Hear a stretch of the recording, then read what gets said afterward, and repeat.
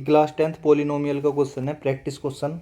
इसके अंदर दे रखा है अल्फा और बीटा दो जीरोज हैं एक क्वाड्रेटिक इक्वेशन के। जीरोज मतलब शून्य, क्वाड्रेटिक इक्वेशन मतलब द्विघात समीकरण। क्या दे रखी है? द्विघात समीकरण यानी क्वाड्रेटिक इक्वेशन। ये y की वैल्यू फाइंड आउट करनी है और एक रिलेशन दे रखा है 3 alpha plus 2 beta is equal to 20। Alpha plus beta का फॉर्मूला क्या होता है? माइनस के बी अपोन में ए। बी क्या होता है? जो x के साथ होता है वो दे रखा है -6 और एक -4 मिलेगा। ए क्या होता है? जो एक्स स्क्वायर के साथ होगा वो 1 है। ये आ गया 6 सोल्व करके, तो alpha plus beta is equal to 6 आ गया। इक्वेशन नंबर 1 मान लो, इक्वेशन नंबर 2 मान लो।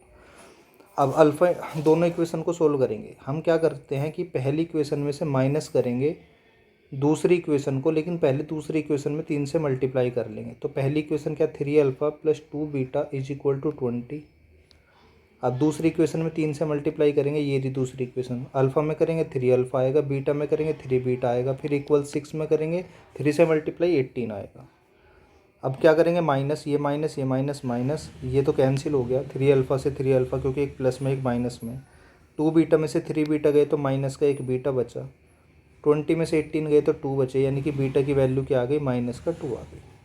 अब बीटा की वैल्यू किस में रख दो? बीटा की वैल्यू कोई सी भी इक्वेशन में रख दो। मान लो 2 में रखो।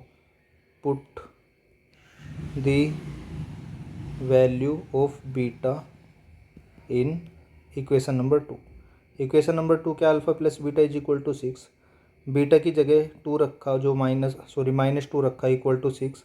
-2 उधर जाकर +2 हो गया, तो अल्फ़ा की वैल्यू आ गई 8। क्या आ गई? अल्फ़ा की वैल्यू आपकी 8 आ गई। अल्फ़ा आपका 8 आ गया।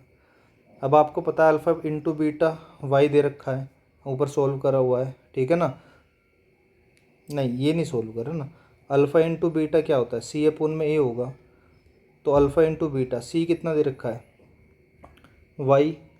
जो एक्स वैक्स के साथ नहीं होता वही सी होता है, वो दे रखा वाई। और ए क्या होता है? जो एक्स स्क्वायर के साथ होगा। एक्स स्क्वायर के साथ यहाँ पर देखो क्या है? एक्स स्क्वायर के साथ यहाँ कुछ नहीं है तो 1 लिखेंगे। तो alpha into beta is equal to Y आ गया। अब अल्फ़ा और बीटा की वैल्यू आपने निकाल रखी है। अल्फ़ा की वैल्यू 8 निकाल रखी है, बीटा की वैल्यू -2 निकाल रखी है, इक्वल टू वाई। तो 8 2 जा 16, 8 2 जा 16 माइनस में। तो y की वैल्यू फाइंड आउट करनी थी, कितनी आई है? -16। तो यही इस क्वेश्चन का आंसर है, ठीक है।